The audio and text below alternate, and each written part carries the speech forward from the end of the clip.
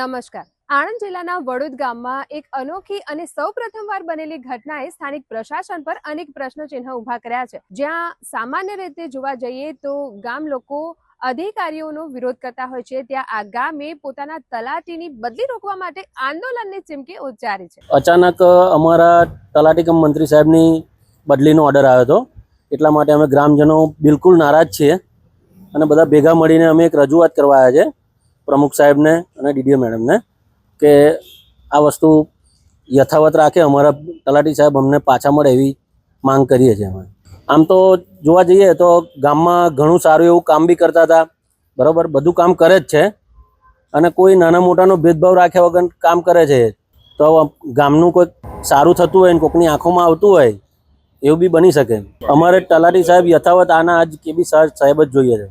અમે આગળના પગલાં કરીશું, હવે કંઈક ઉગ્ર આંદોલન કે ગમે તે કંઈક કરીશું એમ. અમે આ તલાટીની જે કામગીરી સરસ હતી અને તલાટીની જે બદલી થાય એના માટે પ્રમુખશ્રી અને ડીડીઓને રજૂઆત કરવા આવ્યા હતા. તલાટીનું કેવલ શાહ છે અને વડોદ ગામ છે અને પ્રધાનમંત્રી આવાસ યોજના છે, વિધવા પેન્શન છે, કોઈ પણ કામ હોય સરકારી કોઈ પણ કામ હોય તો તલાટી જાતે રજૂઆત અમે કરીએ એટલે અમારું કામ થઈ જતું. અમે તો અધિકારીને કહી શકીએ કે ભાઈ આટલા સરસ તલાટી હતા અને આટલી સરસ કામગીરી હતી અને આટલા નીચા દરમાં 8 મહિનામાં મુદત એમની બદલી થઈ ગઈ, તો અમે એવું કહીએ છીએ અમને પાછા તલાટી જોઈએ. આગામી સમયમાં આપણી માંગણી સ્વીકારવામાં નહીં આવે તો અમે ઉગ્ર આંદોલન કરીશું. નવા તલાટીને મૂકશે તો અમે અમારી રજૂઆત કરીશું.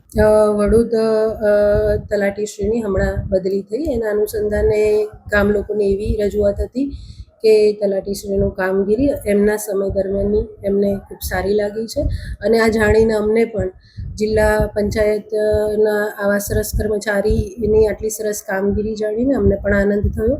પરંતુ ટ્રાન્સફર એ એક પાર્ટ ઓફ ધ જોબ છે અને એને અનુસરવાની હોય છે અને એના અનુસંધાને જે નવા તલાટીશ્રી હાજર થશે એને સ્વીકારવા અને એ પણ યોગ્ય અને ખૂબ સુંદર કામગીરી અત્યારે જે થઈ રહી છે એનાથી પણ ખૂબ સરસ કામગીરી કરશે અને અમને એવી આશા છે અને સાથે આ એક પાર્ટ ઓફ ધ જોબ છે.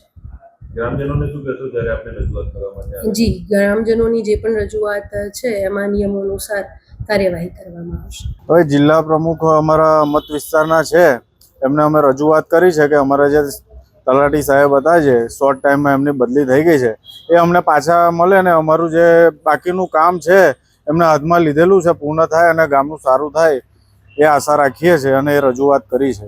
આજરોજ મારા જ મત વિસ્તારમાં આવેલ વડોદ ગામના મારા કાર્યકરો વહીવટી કારણસર અત્રેથી જે તલાટી કમ મંત્રીની બદલી થયેલ હતી એના અનુસંધાને એમને એમ છે કે તલાટી કર્મચારીની કામગીરી ખૂબ સારી છે, તો અમને પરત એ તલાટી લાયકો એ બાબતે એક રજૂઆત કરેલ છે અને એ રજૂઆત એ ધ્યાને રાખી અને મેં મારો લેટર હાલ જ ડીડીઓશ્રીને લખેલ છે કે જો એની ફેરબદલીથી પુનઃ વિચારણા કરી અને પરત મૂકવામાં આવે એવી ખાસ ભલામણ કરેલ છે.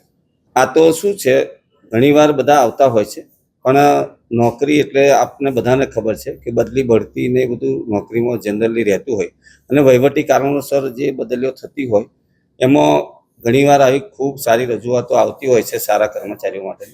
પણ આજે એ વાતનું ગર્વ છે કે હું પોતે અહીં પ્રમુખની તરીકે મને જે જવાબદારી સોંપી છે અને મારા જ મત વિસ્તારના જે લોકો છે એટલે એમને પણ એવી આશા હોય કે પ્રમુખશ્રી આપણા જ મત વિસ્તારના હોય તો આ કામ થાય એની માટેની ખાસ રજૂઆત કરવા આવ્યા છે અને એને બાબતે યોગ્ય કરવા અમે ખાતરી પણ આપી છે. એમ તો તમને ખબર હોય તો દરેક કર્મચારી અમારા ખૂબ સારા દરેક ફિલ્ડમાં કાર્ય કરે જ છે. હમણાં જ 15મી ઓગસ્ટે અમે જિલ્લા કક્ષાએથી જિલ્લા પંચાયતથી મારા શિક્ષણ અને આરોગ્ય અને ICDSના જે કર્મચારીઓએ ખૂબ સારી કામગીરી કરી છે એમને અમે સન્માન કર્યું છે અને એવી જ રીતે તલાટી કમ મંત્રી હોય, ગ્રામ સેવક હોય કે મારો દરેક શાખાનો સ્ટાફ હોય, એ બધા ખૂબ સારી કામગીરી કરતા હોય છે.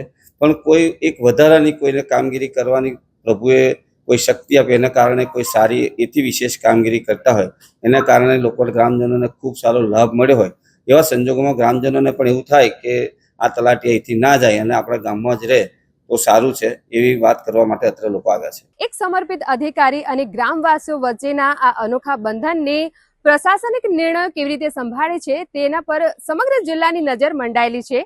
હવે આ બદલી રોકાશે કે નહીં તે જોવું રહ્યું. સોનલ પરમાર, ટ્રેન્ડિંગ ગુજરાત.